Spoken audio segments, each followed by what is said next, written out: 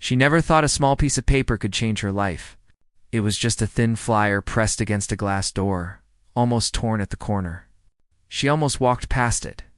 She was tired that day, hungry, and more worried about finding a cheap meal than reading notices on doors.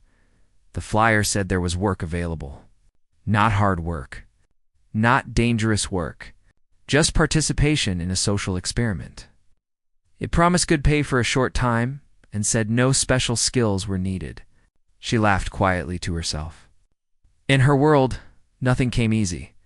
But good pay for easy work sounded like a dream she couldn't afford to ignore. Her life had become very small. A tiny rented room with a loose lock. A single chair with a broken leg tied up by rope. A small stove that worked only when it wanted to. She worked long hours at a nearby cafe. Most days, people barely noticed her. They ordered, complained, walked away. None of them knew she ate only once some days. None of them knew she sent half her pay home to help her sick mother and younger brother. She didn't believe in miracles. She believed in surviving. The next day she went to the address written on the flyer. The building was tall and clean, with floors that shone like mirrors. The kind of place where she felt out of place as soon as she stepped inside. She almost turned around. Her hands felt sweaty and her knees felt weak. But then she remembered the empty cupboards at home. She walked forward. A quiet woman at the front desk looked up and asked her why she was there. She showed the flyer. The woman nodded and told her to wait. After a few minutes, she was guided into a wide office filled with soft light and the smell of clean air. The walls held framed certificates and pictures she did not understand. Then the door opened, and he walked in. He didn't look like what she imagined. Not old, not scary, not cruel. He looked calm, neat, quiet. His eyes were sharp, like he saw too much of the world. He explained that he was a doctor who studied behavior. He said he was also a private person who did not like attention. People made stories about him, but most were wrong. He said he needed someone ordinary, honest, and unknown to the public. She almost laughed again. Ordinary? She was that and more. He explained the experiment in simple words. For a short time, she would act as if they were in a pretend relationship. It's not romantic, not physical, not inappropriate. Just public presence. Sitting in the same room, walking side by side in places, smiling politely. That was all he promised her: safety. He promised food, a clean room, and fair pay. More money than she had ever held in her hands. To her, it sounded unreal. Like a movie. Like a trick. But the hunger in her stomach was real. The unpaid bills were real. Her mother's medicine could not be bought with dreams. She agreed quickly. Too quickly. Before fear could grow, he handed her a simple paper to read and sign. She could barely understand all the words. They sounded serious, but not dangerous. She trusted that a man with such a clean office and calm voice would not harm her. That night, she moved into a small guest room inside the large building. The bed was soft. The blanket smelled clean. She sat on the edge of it for a long time, afraid to lie down. It felt like she had stepped into someone else's life. She told herself it was pretend. Only pretend. The next day he gave her simple instructions. Where to sit, when to speak, when to smile, what to wear. Nothing too strict. He called it practice. She called it play. She felt like a stranger in borrowed shoes. At first, everything felt light. She ate proper meals for the first time in months. She slept without waking up from worry. For a moment, she forgot what it felt like to count every coin. She even started to joke with herself about it. Just pretend, she whispered in the mirror once. You can do pretend. The world she stepped into looked shiny but empty. Long halls, quiet rooms, soft lights. It was beautiful but lonely. She wondered how a person could have so much and still feel so quiet inside. On the third day, something small changed. She laughed at something silly she said, and she saw him watching her. Not in a strange way, not in a proud way, in a thoughtful way, like he was studying her, but not like a subject, like a person. It made her uncomfortable, she reminded herself. This was fake. Temporary. Pretend. That night. She sat on the bed and counted the money he had already given her. Her hands shook. That money could fix so many things. Medicine, food, rent, it. Scared her how easy it was to start liking this new life, she promised herself. She would never get attached. She told herself she would. Follow the rules, take the money, and walk away when it was done. She fell asleep with that thought in her mind. She did not know that very soon. The word pretend would no longer be allowed. The morning was quiet, too quiet. She woke up before the sun had fully risen, as she often did, and stared at the ceiling for a long time. The soft hum of the building felt different now, heavier somehow, as if the walls themselves were waiting for something. She couldn't explain it. She just felt it. Downstairs, he was already there, sitting with a cup of tea. The sunlight streamed in through the large windows, catching on the polished floors and making the room shine even brighter. She tried to walk quietly, not wanting to disturb the calm. But the moment he looked up, she felt a sudden rush of awareness, like he could see right into her. He spoke simply. "We need to set a rule," he said. His voice was calm, almost soft, but there was no mistaking the seriousness behind it. She stopped moving and looked at him. He did not smile. He rarely did when talking about important things. "Rule?" she asked. Her voice sounded small in the large room. "Yes," he said, leaning back slightly in his chair. "No pretending. Not in words, not in actions, not in thoughts. Everything between us, for the time we are together, must be real, honest, true. If you cannot follow that, then this experiment is over." She blinked, confused. She had come here thinking this was just an easy job. Something light, something simple. Pretend, smile, walk, laugh. Nothing real. But now, everything had shifted. Her stomach tightened, and her heart began to race. She had promised herself it was pretend, but now, pretending was not allowed. "I thought." She started, but her words faltered. He didn't interrupt, just waited patiently. There was no anger in his face, only that strange, sharp focus he always carried. "I understand," she said finally, though her voice was unsteady. I can be honest." He nodded once. That was all. No smile, no relief. Just a nod. The rest of the morning felt different. Every word she spoke, every movement she made, seemed heavier. She realized she could no longer hide behind the small, careful mask she had always carried. At home, she had learned to protect herself. Fake smiles, quiet nods, pretending everything was fine, even when it wasn't. But here, none of that worked. Not anymore. She walked down the hall for breakfast and found herself staring at her reflection in the shiny floor. She barely recognized the woman looking back. The same tired eyes, the same small, nervous smile. But now, there was a hint of something else, unease, and maybe fear. But not just fear. There was also a tiny spark of curiosity. The doctor watched her and she could feel it. It was as if he could read the thoughts she refused to say aloud. And maybe he could. Breakfast was quiet. He asked her about simple things. Nothing personal, just small talk. But she noticed herself choosing every word carefully. Nothing could be pretend now. Every sentence was weighed, measured true.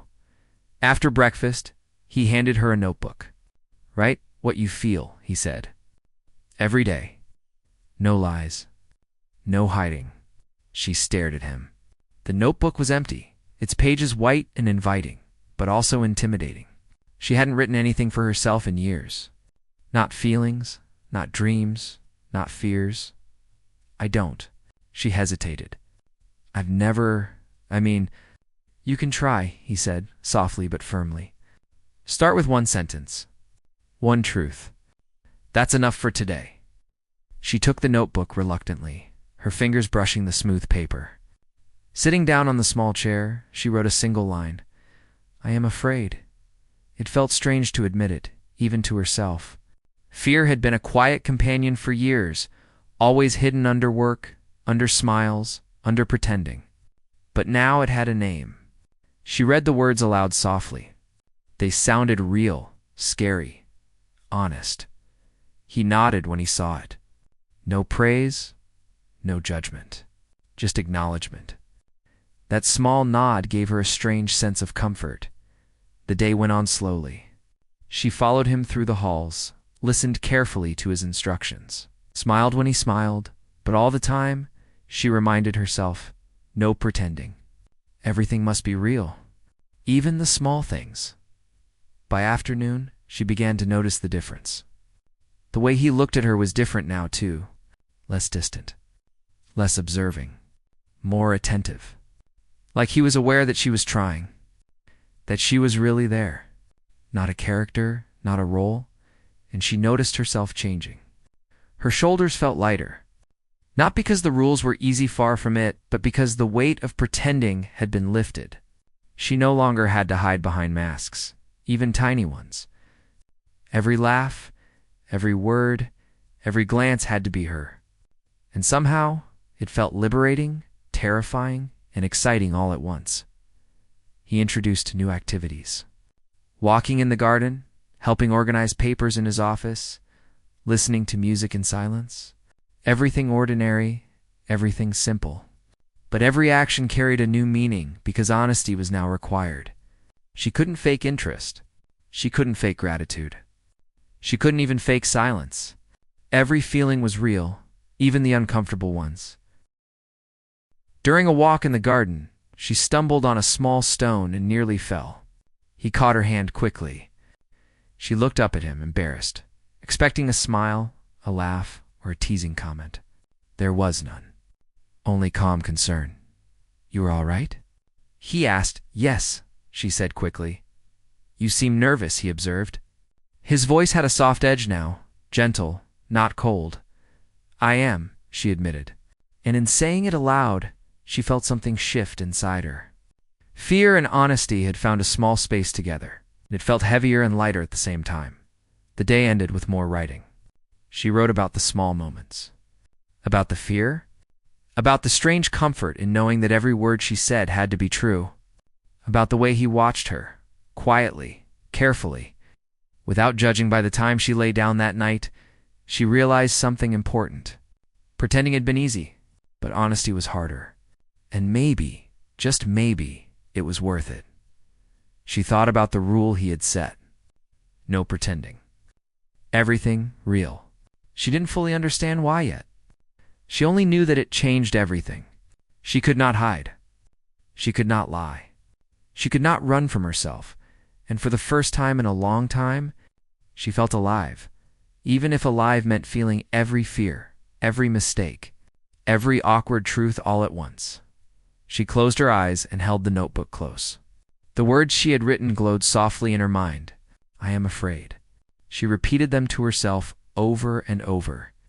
Not like a prayer, not like a complaint, just like a truth. Tomorrow, she thought, she would write more. She would say more. She would live more. And she would follow the rule. No pretending. All real? The small spark of courage inside her grew that night, quietly like a candle refusing to be blown out. She didn't know what would happen next, but she knew she could not go back to the life of hiding and pretending. Something bigger was waiting. Something she could not yet name, and maybe that was enough. The morning air was cold, crisp, and somehow sharper than usual. She stepped outside into the garden, pulling her jacket tighter around herself. The sunlight was still weak, stretching long shadows across the grass, but it felt different to her now. She noticed the way the dew sparkled on the leaves. She noticed how her own footsteps crunched lightly against the gravel. Nothing in her life had felt this real for a long time. He was already there, seated on a small bench, holding a cup of tea. The steam rose gently from it, curling into the early light. When he saw her, he gestured silently toward the bench. She walked over and sat, keeping her hands folded in her lap. Good morning, he said simply, his voice quiet but calm. It was the same greeting every day, yet it felt heavier now. There was an unspoken weight behind it. Good morning, she replied, a little unsure. She realized that words had taken on new meaning for her. Every greeting, every smile, every simple word now carried a truth she could not hide from. He handed her the cup of tea. She noticed for the first time how careful he was with small things. How he made sure she could hold it without burning her fingers. How he waited for her to take a sip before speaking again. "Yesterday, you wrote about fear," he said. "About admitting it? How did it feel?" She hesitated. At first she wanted to say something simple, polite, neutral, but the rule was clear. No pretending. Everything real. So she breathed in slowly and said it felt heavy, but it also felt like relief. Like I was carrying it on the page instead of inside me? He nodded. Honesty has a weight, yes, but it is also freeing. You are learning quickly. She did not respond immediately. She took a sip of her tea, feeling the warmth spread through her chest. She noticed the sunlight hitting his face, the way his eyes looked steady and unwavering. She wondered what he was thinking, if he had fears too, if he was as human as he seemed. The day moved slowly. They walked through the garden, she helping with small tasks, watering plants, moving boxes of documents, organizing shelves in a quiet room. Nothing remarkable happened, nothing dramatic. But everything felt different now. Every glance, every movement carried weight. Pretending was gone. So were the old shields she had carried everywhere. She started to notice things she had ignored before. How the doctor's fingers moved when he sorted papers. How carefully he listened when she spoke, waiting, really waiting, not just nodding politely. How quiet he was when he thought. How his eyes sometimes softened without him realizing by afternoon. She realized she had begun sharing more than she intended. Small details at first about her favorite foods, her routines, small memories from childhood. Then larger truths slipped out, things she had never told anyone. About money struggles, about fear of failing her family, about loneliness that had stayed with her like a shadow. He listened. He never judged. He never made her feel small. He simply acknowledged her words. Sometimes he would nod, sometimes he would make a quiet observation, and sometimes he would remain silent. But that silence no longer felt empty. It felt like attention, presence, care. She noticed herself starting to trust him, though she tried not to. Trust was dangerous, she reminded herself. People had used her trust before, but this felt different, honest, real. One moment stood out. They were walking through a small indoor hallway, the sun filtering through high windows. She told him about a memory she had never shared with anyone, how she had once tried to save a stray cat, how she had hidden it in her small room, and how she had cried when it ran away. He listened quietly, hands in his pockets, face calm. When she finished, she braced herself for judgment, a shrug, a dismissive word. But none came. Instead, he said simply, "You care deeply. That is clear." She was surprised. The words were small, but they struck her heart. Not because they were flattering, but because they were real. He noticed her, not her pretense, not her mask, her true self. The day passed like this, small moments, real moments, heavy and light at the same time. She began to see him differently too. Not as the distant, powerful doctor she had imagined, but as a person. A person with rules, with past experiences, with moments of thought and reflection. She realized for the first time that honesty was not just her burden, it was something they shared. Even the small disagreements felt real now. A misunderstanding over a document, a difference in opinion about where to place a plant. Even a disagreement about how to organize papers, everything had to be honest. She couldn't pretend to agree. She had to speak her mind, and he had to listen.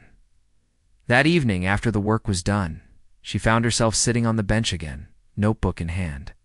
The sky was painted in shades of orange and pink. She began writing without thinking too much. Words flowed easily now, not because they were easy, but because she had no choice but to be real.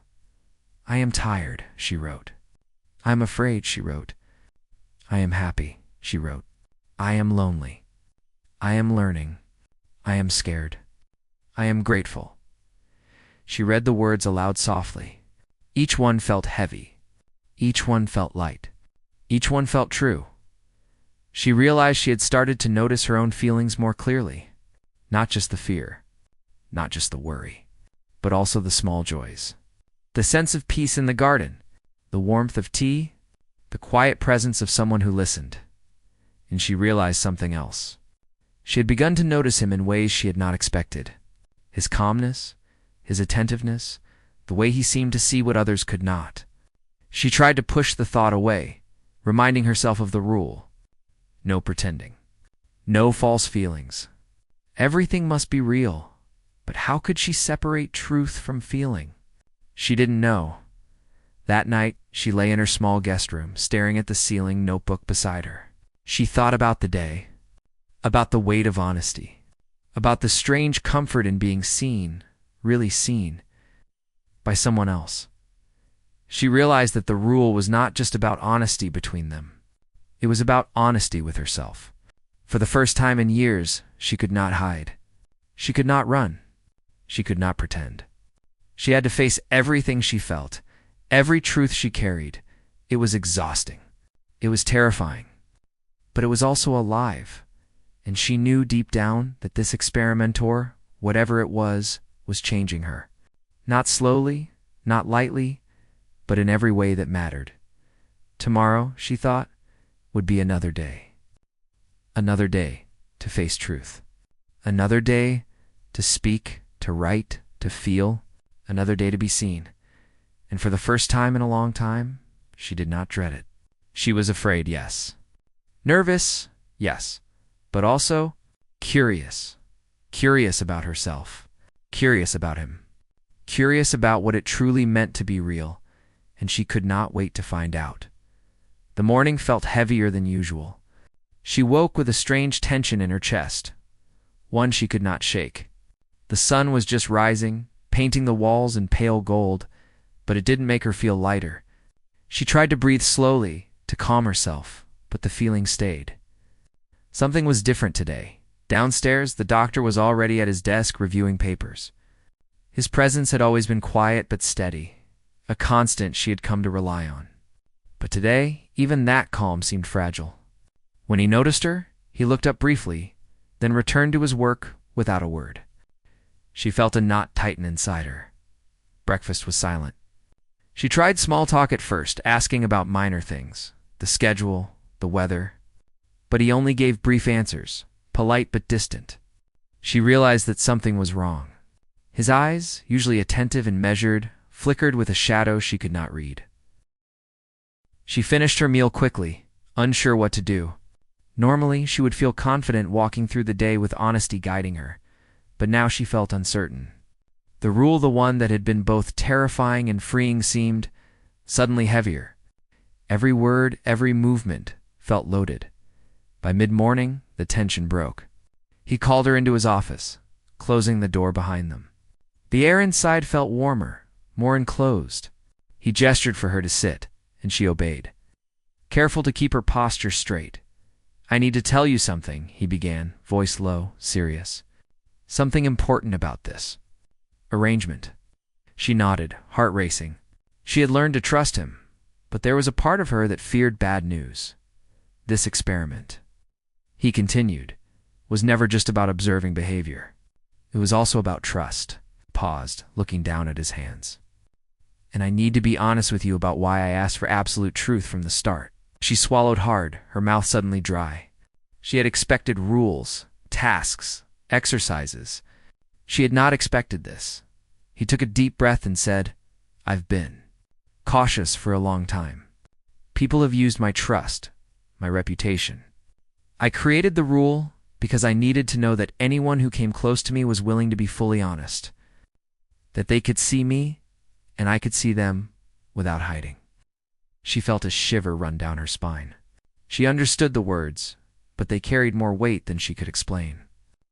Honesty had always been difficult, but it had never felt like a bridge between two people before. "Why me?" she asked quietly, almost afraid of the answer. He looked at her. For the first time, she saw a flicker of something she could not name. Vulnerability. "Because you were not afraid to come here. Because you were ordinary. honest in ways others are not, because you did not pretend, and because I needed to know that honesty can exist without fear. She felt her chest tighten. She had expected this to be temporary, simple arrangement, but it was no longer temporary. It was personal. Then came the part she did not expect. There are reasons I brought you here, he said slowly. Reasons that are complicated. I was not sure you would stay once you knew. But I need to tell you now, because hiding it is no longer an option. Her stomach dropped. She felt the fear she had felt in the first day's return, stronger this time. She wanted to ask, to protest, to run, but the rule stopped her. No pretending, no hiding. She had to listen. I did not choose you for convenience, he said. I did not choose you for money or public image. I chose you because I needed someone to see me as I am, and I could not risk deception. Not again, her mind raced. She had never imagined that this experimenter, whatever it truly was, had such depth. She realized that she was not just a participant. She was part of something larger, something fragile and real. Do you regret it? She asked, voice barely above a whisper. He shook his head slowly. No, but I need to know if you are willing to continue. Not for money. Not for convenience. For honesty. For trust. Can you do that? She hesitated. The weight of the question pressed down on her. Honesty had always been terrifying, but running away now would feel like betrayal. She nodded slowly, barely trusting herself to speak. I will try. He leaned back slightly, letting out a small sigh. That is all I ask. That is all anyone can ask. The rest of the morning felt different. She walked through the halls, helped with small tasks, and even spoke freely. Though every word seemed heavier than before, the truth was no longer just a rule. It was a bridge. And every step on that bridge felt both fragile and powerful. By afternoon, they were working in the library, organizing old files. She noticed something she had not before: a small photograph tucked into a stack of documents. It was faded, old, a family picture. She held it carefully, unsure if she should show it. He glanced at her, and she felt the unspoken permission to ask, "Who are they?" He took a long moment before answering. "My family," he said quietly. "I lost them a long time ago. That is part of why I have rules, why I need honesty. I cannot trust Isley anymore." She felt a lump in her throat. She realized that the man she had thought of as distant, almost untouchable, was just as human as she was. Fear, loss, longing, these were not traits of a stranger. They were traits of someone real. "I'm sorry," she said softly. "I didn't know." "You need not apologize," he replied. "It is my past. But you see why honesty matters." The afternoon passed in a quiet rhythm. Tasks were completed, small conversations were shared, and moments of silence were filled with unspoken understanding. She noticed herself thinking about him more than she expected, not in the way of pretending, but in the way of concern, curiosity, and awareness. She did not fully understand these feelings yet. She only knew that they were real. When evening came, they walked through the garden again. The sky was streaked with pink and gold, fading into purple.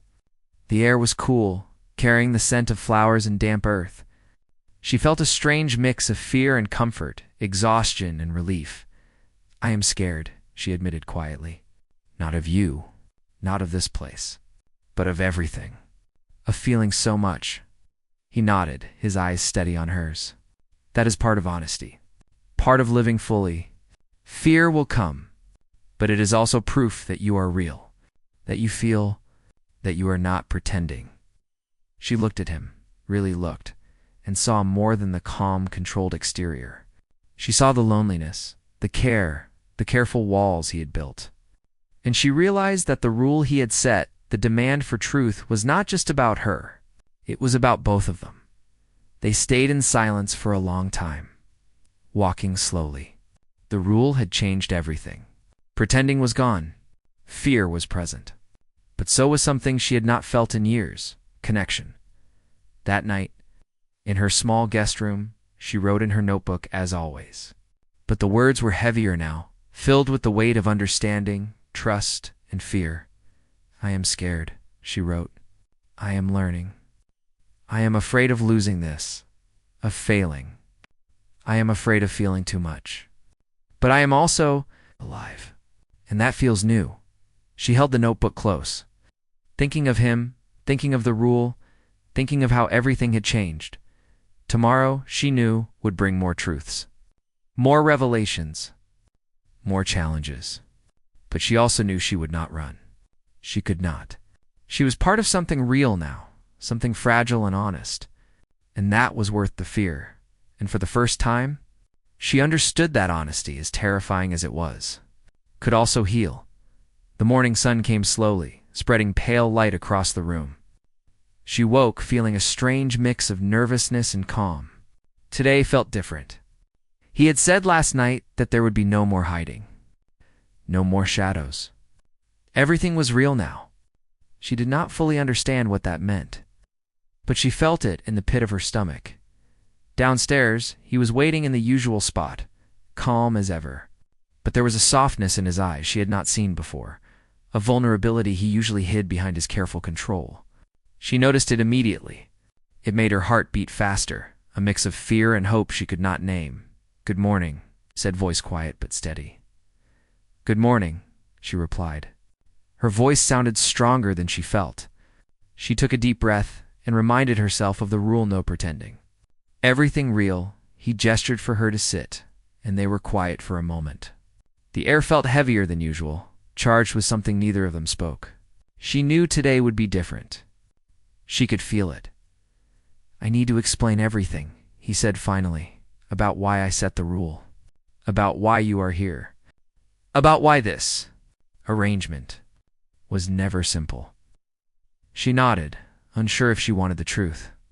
But she had learned that honesty, even when frightening, was necessary. Pretending was gone, and there was no turning back. "I did not trust easily," he began. "Not after losing what I cared about most. People took advantage, lied, used me. I built walls, rules, systems to protect myself.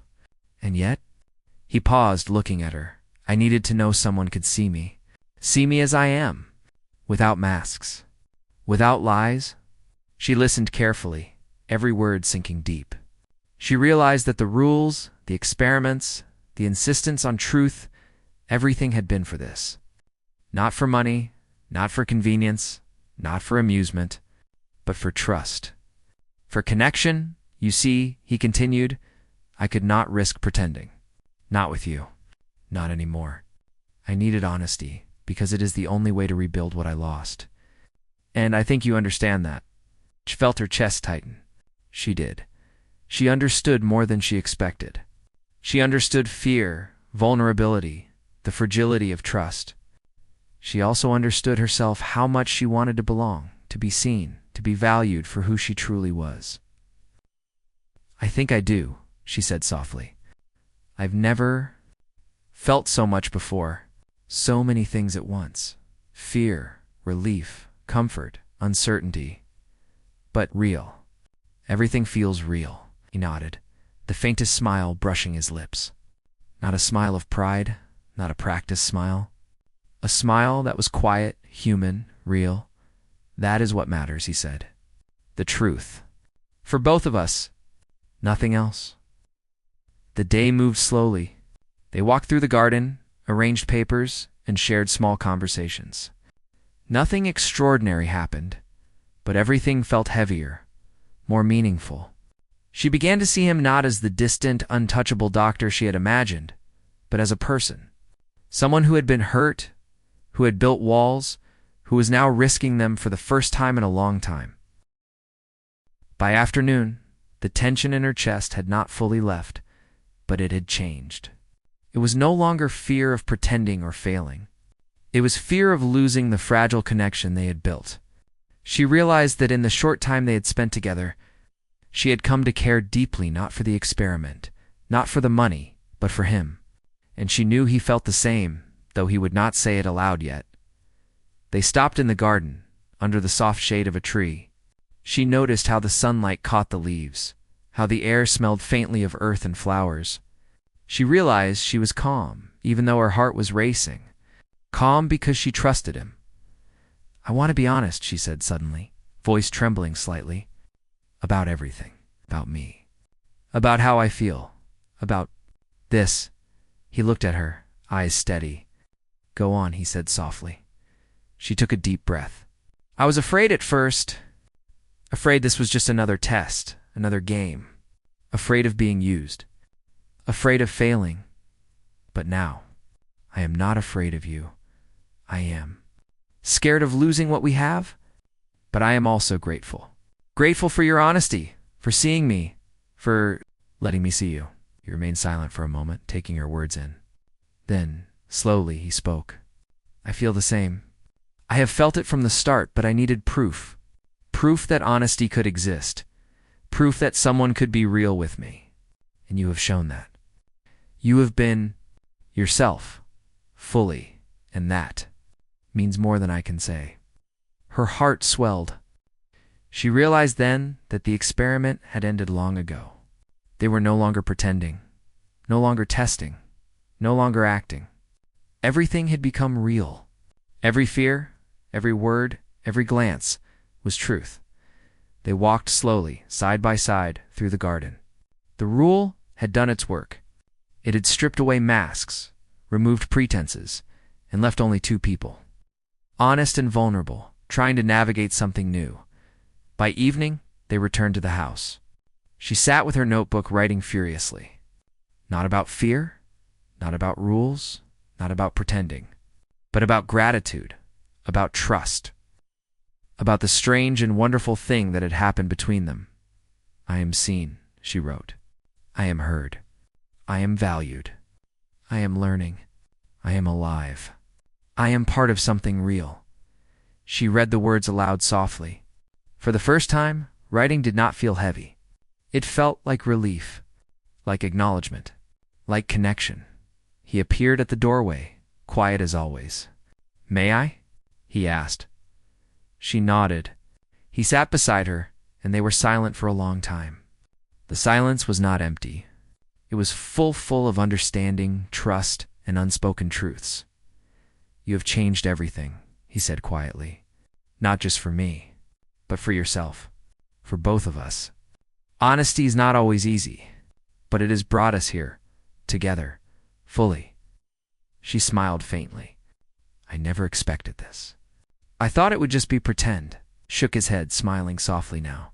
"Neither did I, but real is better than pretend, every time." The night fell, soft and calm. They stayed in the garden for a while longer, watching stars appear one by one. She realized that the fear she had carried, the uncertainty, the tension it had transformed into understanding, into trust, into something beautiful, fragile, and true. She knew that life outside these walls would be different. She knew that the connection they had built was rare, not easy, and not something to take lightly. But she also knew that it was real, and real was enough. That night, she lay in her small guest room, notebook by her side, heart full of emotions she could not name. She felt gratitude, relief, fear, hope, and something more, something like peace. She had learned that honesty, though terrifying, could heal. That trust, once earned, was stronger than any rule. That connection, once real, could change lives. And she realized that this was not the end. It was the beginning. A beginning of honesty, of truth, of seeing and being seen. A beginning of something neither of them had expected, but both of them had found. For the first time in a long time, she slept without fear. She slept knowing that she was no longer pretending, that she was truly alive, and that she had found something rare, a connection built on truth. Tomorrow, life would continue, challenges would appear, and fears might return. But she knew one thing for certain.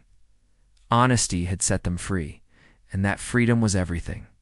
The morning air was fresh, filled with the quiet hum of life beginning anew. She woke with a sense of calm she had not felt in years. Her small room was bright with sunlight streaming through the window, and for the first time she noticed it with clarity rather than distraction. The world felt sharper, more alive, and strangely inviting. Downstairs, He was waiting in the familiar spot. The calm in his eyes seemed steadier, more present than ever before. She could see it clearly. Now he had let down walls, if only a little. And she could sense the honesty in every gesture, every glance. She felt a flicker of pride mixed with relief. Not because of herself alone, but because of the trust they had built together. "Good morning," he said quietly, holding a cup of tea for her. The steam rose in a delicate curl. "Good morning," she replied, taking the cup with both hands. She felt the warmth seep into her palms, grounding her. She realized that small, ordinary moments had begun to carry weight. The rule, the honesty, the trust had made even these simple gestures feel real, meaningful. They walked through the garden slowly, the grass damp beneath their feet. Flowers glistened with dew, and the air smelled of earth and growth. She noticed at all the tiniest details, the way sunlight filtered through leaves, the soft hum of distant birds. Everything seemed brighter, sharper, more alive. She understood now that seeing clearly meant noticing truth in small things as well as big ones. He stopped by a bench and gestured for her to sit. She obeyed, keeping her posture careful yet relaxed. He spoke softly, his voice carrying a quiet weight. "Today," he said, "I want to discuss the future. Not in terms of experiments or rules, not in terms of work or tasks, but in terms of us what comes next." Her chest tightened slightly. She had been expecting this conversation for days, but still felt unprepared. She had grown used to the rhythm of honesty, but the idea of the future felt heavier. "More fragile. I am listening," she said softly. He looked at her with steady eyes, and she felt the vulnerability beneath the calm exterior. "What we built here," he began, "was never meant to be temporary. Pretending was never the goal. Truth was, and the truth is, we cannot go back to how things were before. We have changed, and change requires choice.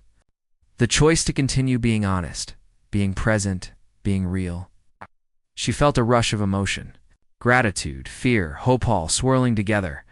She realized that she had grown attached to this place, to the honesty, and yes, to him. She had feared it, tried to resist it, but now she could not. She wanted to continue. "I understand," she said finally. "I want to continue, not for rules or money, but for what is real, for trust, for us." He nodded slowly. "That is all I have ever wanted to hear. Not just words, but the truth behind them." The morning continued quietly. They walked, organized, and shared small tasks. But there was a new rhythm, a sense of purpose that had not existed before. Each action, each glance, each conversation carried weight. Nothing could be taken lightly now, because everything was real.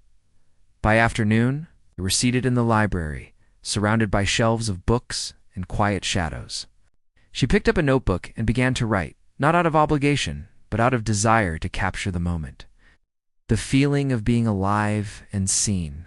I am part of something real," she wrote. "I see him. He sees me. We trust. We are honest. We are alive." Reading it aloud, she felt the words resonate deeply, not because they were extraordinary, but because they were true. She realized that truth had become a kind of home, a place where she could rest, reflect, and grow. He watched her with quiet attentiveness, the shadow of a small, genuine smile crossing his face. "You have come far," he said softly. "Not just in honesty, but in understanding. You see clearly now, not only yourself, but others. That is rare. That is precious." She felt a warmth in her chest, a mix of pride and relief. She had survived fear, uncertainty, and the weight of truth, and she had come out stronger, more grounded. She realized that the journey had not just been about honesty with Hemet, had been about honesty with herself. As evening approached, they walked through the garden once more. The sky was painted in shades of pink and gold, fading into deep violet. The air was cool and soft, carrying the scent of flowers and earth. She noticed everything: the sway of leaves, the quiet hum of distant life, the rhythm of her own heartbeat. They stopped under a tree, standing side by side, silent. Words were unnecessary. The silence itself spoke volumes. It carried trust, understanding, and shared experience. She realized that connection was not built in grand gestures, but in small, honest moments. "I have learned something," she said quietly, breaking the silence. Honesty is not just about saying the truth. It's about being present, noticing, feeling, understanding. "I see that now." He looked at her steadily, nodding. "Yes, honesty is living fully, feeling fully. It is choosing to be vulnerable and yet trusting that the world will hold you." "You have learned well," she smiled faintly, feeling the weight of his words. It was strange to feel so much without fear of pretending. Strange to know that the connection they had built was real, honest, and fragile, but strong enough to hold. The night fell soft and calm. They returned to the house, sitting quietly, sharing tea, sharing thoughts, sharing nothing and everything at once. She realized that fear was no longer a chain, it had become a guide, a signal that she was alive, feeling, and real. Later in her room, she wrote in her notebook once more. This time, the words were simple but heavy with meaning. "I am grateful. I am alive. I am seen. I am trusted. I am part of something real. I will carry this with me always." She held the notebook close, feeling warmth spread through her chest. For the first time, she understood the true value of honesty, trust, and connection. It was not about rules or experiments or tests. It was about life, lived fully, openly, and without pretense. She looked out the window at the night sky, the stars twinkling faintly, each one a reminder of possibilities, of truths waiting to be discovered, of moments to be fully experienced. She realized that the journey was not over. Life would bring challenges, fears, and uncertainties. But now she had tools she had never had before: honesty, trust, and courage. And for the first time in a long time, she felt ready. She slept that night with peace in her heart. The fear that had once weighed heavily on her chest had transformed into something lighter, something alive. She had discovered that honesty could heal, that trust could connect, and that life, when faced fully, could be beautiful even in its challenges. Tomorrow would come, as it always did, but she knew she would meet it fully awake, fully present, and fully honest. And that made all the difference. For the first time, she knew that she was not just surviving. She was living. Real, honest, and free. And that freedom was everything she had ever wanted.